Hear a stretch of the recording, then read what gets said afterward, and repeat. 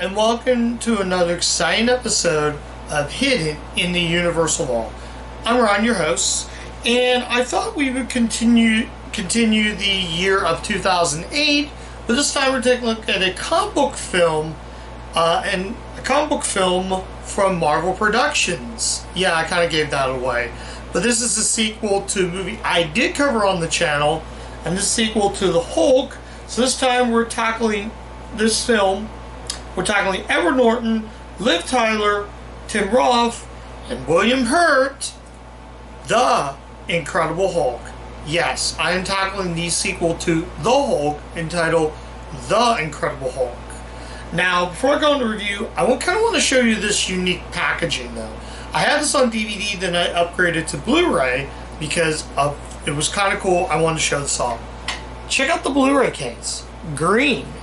Yeah, I got it with the cool slipcase. It's not in the best shape, but I got it in a cool slipcase. I found this at the bargain shop for like $2, and I had it on DVD. Why not upgrade it? This is pretty much what it looks like without it. So I wanted to kind of talk about that. Not really necessarily talk about, but yeah, talk about the movie. But I wanted to kind of show that off, and it's a lenticular slip. Check that out. But now talk about packaging, talk about the film. Let's talk about The Incredible Hulk. The movie also has Tim Blake Nelson and Ty Burrell, the guy from Modern Family. So yeah, so let's talk about this. Now, this is sort of the sequel to the 2003 movie directed by Ang Lee. Now I'm going to kind of compare the two difference about the film and which one I think is better. But basically, the gist of it is, it sort of picks up after the events of the first Hulk that Ang Lee was in. So it follows that. So basically, we now have in this role, instead of Eric Bana, we have Edward Norton in the role. Instead of Jennifer Connelly, it's Liv Tyler. Instead of Sam Elliott, we have William Hurt as General Ross. Well, Liv Tyler plays Betsy Ross, forgot to mention. New to this is now we got, instead of General Ross being the main villain, for this sequel, we got a villain known as Emil Bartlett? Something like that. Emil Bartlett, I think it was. He would basically become Abomination. So we get a new villain known as the Abomination. So pretty much that, and it's focused on him, and it starts out with him just like the end of the first movie. Spoiler for a movie that I covered a couple years back, but basically that's where it picks up. So now he works at a bottle factory, and he gets cut, and all of a sudden blood is inside the bottle. Then they're saying stop the machine, stop the machine. He's speaking in a different language. Then we cut to a cameo of Stan Lee, who drinks the stuff, and then he said it's good. So that's the Stan Lee cameo. Yeah. So we also get him as a pizza delivery guy, and Lou Ferrigno appears in the film as a security guard, just like in 2003's Hulk. He appears once again as a security cop when Edward Norton's, where Bruce is trying to deliver the pizza. So that's really what it is. So the original opening had him, I guess, in Alaska. That was what was in the Blu-ray special features I watched. There was an alternate opening, so I did watch that, and that was okay. But I think the one that was in the final product was better. So basically now, General Ross, he wants to go after, as usual, Eric Bana. No, not Eric Bana, sorry, I'm getting them too confused. Bruce Banner. So, General Ross. So, Betsy's telling her dad, it's like, General! And then he's like, Dad! And she just panics and screams. And that's also the big problem with the side characters. So, yeah, so it shows his assistant, who's Emil Bartlett, which become Abomination. So then we get to Tim Blake Nelson, who plays Stanley Schmaltz, I think it is. Essentially, if you read the comics, he become the leader. And that's a real disappointment because he's not the leader in this yet, but it doesn't happen till it happens though. So General Ross is injecting Emil with this serum, and he basically gets super strong and he runs really fast. He basically becomes a runner. So if you read the comics and you know the character Abomination, he's a total runner. Again, I'm just going to get out of the way. I'm not a fan of the Hulk. I never found him that much of a good superhero. I never was intrigued at the idea of him turning into the monster. And that's the problem I had, again, with watching some. I don't have any problems with this. I like the movie. It's great. It's fun. But I just feel like, I don't know, he's not as compelling as like Spider-Man or Thor, or heck, even Howard the Duck as an example. He's just not that memorable as a superhero. I'd rather be more of a Spider-Man person, in my opinion. Spider-Man fan, I should say. So yeah, we basically get that. I was real disappointed at the outcome of him evolving into the leader. I didn't like how that happened. So he basically, when he goes into the bathroom, he's all like buffed up, and he's got these ribs on the back, this sort of like spikes on the back, because you know he's going to turn into the Abomination. The fight with the Hulk and the Abomination is amazing. Best fight scene in any comic book film. I just didn't think really that much of what I thought of the Hulk. Now that I talked about most of that film, although if you stick around the post credits, there's a neat little Easter egg at the very end of it, but you're gonna have to watch the film for yourself. I'm not gonna tell you what it is. You just gotta watch the film for yourself. So yeah, it's hidden in the film. It's in the post credits, but you're gonna have to find out for yourself. So let's actually, now that I talked about the film, I still think this is great. I still think this is a ton of fun. I'm not bashing on the film, but there are things I want to say that was changed in this, and there are some pros and cons with this. Let's talk about the pros. The biggest pro is no comic book pop art. That was a big problem with Ang Lee's take on the character. They used too much of this comic book pop art, which just got super annoying super fast.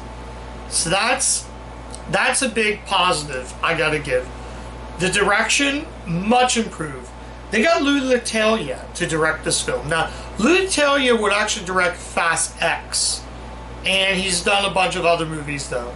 He's most famous for the Now You Can See Me, the two movies, well, the first and second movie based on the Now You See Me, which was this card magic thing. So he's a French director though. I think he's from France, I do believe. So he's really good. Another positive is this also marked the return of Gail Ann Hurd. She produced the first Hulk, and I gotta say it was a much improvement though. So also interesting fact, I did watch a GQ a couple years back when Tim Blake Nelson was talking about this movie, and he was disappointed that the director said there's actually going to be 3 movies based around this, and he was going to evolve into a character known as the Leader. And the Leader is this guy that's like this huge brain. So that was kind of disappointing. We only saw that and I was like, ugh, so disappointed. But yeah, the scene where Stanley meets Abomination, when he morphs in Abomination, is just chilling and crazy. Tim Blake Nelson's just great. It's such a disappointment, the outcome of that character. I thought he played a good character because Dana and Ross, they meet up with Stanley, and he says, he's like, how you doing, Blue? And he's like, green. Because he doesn't call him the Hulk. I don't know. So, let's talk about the difference between Edward Norton was an improvement over Eric Bana. Let's also talk about some of the cons. The biggest con I would say with this is Liv Tyler as Betsy Ross. She just screams, bickers, and cries the whole time. No. Liv Tyler was the worst choice to play that character. honestly, and to be honest, Jennifer Connelly did a much better job with the Betsy Ross character. Should have brought her back. Another big negative is William Hurt as General Ross. Sam Elliott did a better performance as General Ross. I felt like he was the better actor to play. In fact, I was reading on Wikipedia that he was going to come back for this installment, but I guess I don't know if it was like scheduling conflicts or they just wanted William Hurt to play the role. I like William Hurt as an actor. I just didn't think he was a good General Ross, or Thunderbolt Ross as he is in the comics. Now, Tim Roth is great as Emil. There's a scene in it where he's like, Stanley's like, I can't put this serum in you, and then he puts a gun up to his face and tells him to do it now. It's crazy, but chilling at the same time. When he turns into Abomination, it's very freaky and very scary. So that's pretty much the gist of this. I'm going to recommend it. I mean, like I said again, is this the greatest Marvel movie ever made? No. But is it an improvement over the Hulk? Yes and no. Personally, I would say I kind of like the Hulk because it's one I have fond memories. Oh, and another thing is they got rid of Bruce Banner's dad, who I think became Metal Hulk or something. They got rid of him, which honestly was a much better improvement. I just felt like that Bruce Banner's dad kind of was a distraction in that. So yeah. So that's pretty much the gist. That's pretty much the whole. That's pretty much all I have to say about the film. It's good. I highly recommend it. But yeah, it's really hard to say. If you're nostalgic for the first Hulk, I'd say see that. I actually see, but if you never, I would say, yeah, if you've never seen the Hulk, just go to The Incredible Hulk. It's it's directed better. The action scenes are phenomenal. There's no pop art like the first movie did. That was my big negative with that, was the pop art. So other than that, check the movie out. So yeah, I'm going to give The Incredible Hulk a 4 out of 5. Like I said again, I would have gave it a 5 out of 5. Like I said, this is actually my second viewing of the film. I have not seen this probably since it came out in 2008. And I still think it's a ton of fun watching this in 2024. And I enjoyed it a lot. I'm recommending it. Not a highly recommended, but a recommended for sure. It's a good movie. It's a fun movie.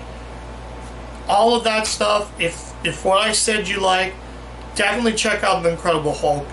You definitely will be missing out if you don't check this movie out. So yeah, that's all I have to say about The Incredible Hulk. Thank you guys so much for watching. If you do like the content on the channel, you can like, comment, subscribe, click the bell, do all that good stuff. I'm on Letterboxd. If you guys want to check me out there, you can do so. And as always, keep watching those Universal movies, and I'll catch you guys next time. Bye.